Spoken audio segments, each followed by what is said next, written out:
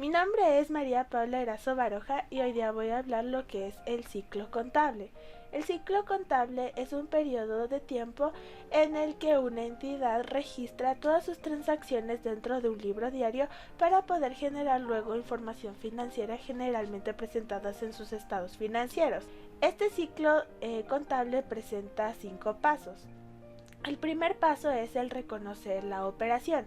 El reconocer la operación involucra el realizar la transacción y documentarlo en documentos legales como facturas que respalden de forma fidedigna la transacción, donde se presente toda la información necesaria, ya sea la información del deudor, del acreedor, de lo que se intercambia dentro de la transacción, la fecha en la que se realiza, la firma de los participantes, entre otros datos importantes. El segundo paso es el registrar en el libro diario. El libro diario es un registro contable donde se enlistan todas las transacciones de forma cronológica y se establece el debe y el haber. Por lo tanto, dentro del libro contable vamos a encontrar 4 columnas. La primera columna va a ser donde se encuentra la fecha, la segunda columna donde esté descrita la cuenta, la tercera columna donde esté el debe y la última donde esté el haber. Para poder registrar de una forma adecuada cualquier tipo de transacción dentro del libro diario, es necesario tomar en cuenta la ley del partido doble. Esta ley de partido doble establece principios básicos de la contabilidad, donde cualquier transacción necesita por lo menos 2 entidades que interactúen. Por lo tanto, no existe ningún deudor sin un acreedor y viceversa, no existe ningún acreedor sin ningún deudor. El segundo principio que establece esta ley es que si se recibe algo, se debe algo a esa persona que da o entrega. Por lo tanto, si alguna entidad o una persona recibe algo, tiene que entregar algo del mismo valor. El tercer principio que establece esta ley es que cualquier cosa que ingrese a la entidad es de carácter deudor y cualquier cosa que salga de esta es de carácter acreedor. Y finalmente se establece que cualquier pérdida es deudor y cualquier ganancia es de acreedor.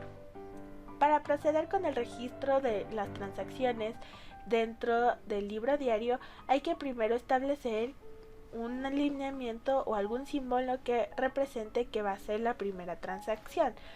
Luego se procede a establecer la fecha, luego definir las cuentas y finalmente se establece primero los debe y luego los haber, para terminar con una breve explicación de la transacción para poder registrarla. Para poder explicar esto de una mejor forma, se va a realizar 2 ejemplos.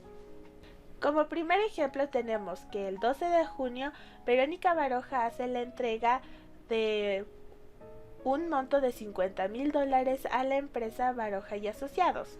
Esto se procede a registrar de la siguiente manera. Primero, tenemos que establecer que esta es la primera transacción, por eso se establece el 1 en la parte de arriba.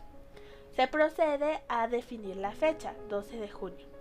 Luego se definen cuáles son las cuentas que se ven involucradas, teniendo en cuenta que siempre se establecen primero las que van a ir de un carácter deudor y finalmente de un carácter acreedor.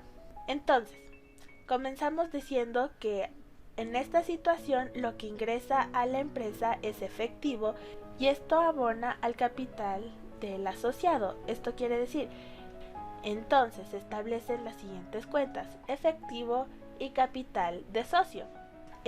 Al escribir efectivo establecemos en el debe un monto de $50,000 y en capital de socio se establece en el haber un monto de $50,000 y finalmente se registra como aporte de socio. Esto sería en el primer caso de la primera transacción. Con esto podemos establecer que se cumple la ley de partida doble debido a que los montos del debe y del igual son iguales, por ende se recibió y se entregó algo de igual valor y están participando 2 entidades. En el segundo ejemplo tenemos que el 17 de junio la empresa Baroja y Asociados adquiere suministros de oficina por un valor de $1,000. Esto, al ser una compra, tiene que involucrar el IVA también. El porcentaje del IVA va a variar dependiendo de las leyes y las normativas de cada país. En este caso hablamos de Ecuador, por ende actualmente se mantiene un IVA de 12%. Por lo tanto, hay que en primer lugar establecer que se va a empezar con la segunda transacción, por ende se establece el número 2. Luego se procede a establecer la fecha, que es 17 de junio. Ahora hay que definir cuáles son las cuentas que se están viendo involucradas, teniendo en cuenta que lo que se está adquiriendo son los suministros de oficina y el IVA. Entonces tenemos que gastos en suministros de oficina va a ser una cuenta, IVA a compras va a ser otra cuenta, y al ser efectivo lo que está entregando la empresa a cambio de estos bienes, la última cuenta va a ser precisamente efectivo. Para gastos de suministros de oficina se establecerá en el debe un valor de $1000. En IVA a compras va a ser un valor de $120, que es el 12% de $1000. Y finalmente se establecerá efectivo, que será ubicado en la columna de haber con un monto de $1120.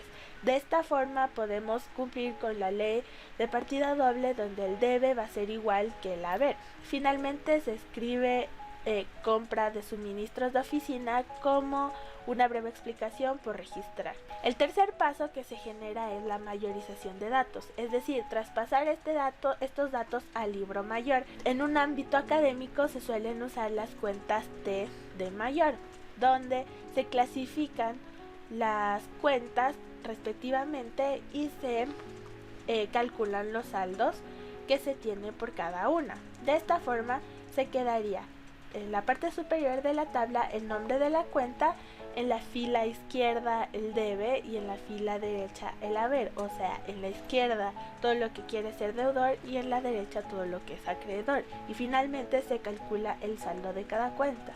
En este caso tenemos 4 cuentas: efectivo, capital socio, gastos en suministros de oficinas e IVA compras. Al traspasar la misma información del libro diario al libro mayor, tenemos como resultado las siguientes gráficas. El cuarto paso del ciclo contable es la comprobación, donde se realizan los ajustes, donde se actualizan los saldos y donde se verifica que toda la información esté correcta. Y finalmente tenemos el quinto paso, que son la realización de los estados financieros, donde se establecen la información financiera de la empresa y se generan los documentos necesarios que van a ser presentados generalmente ante entidades gubernamentales, entre otras.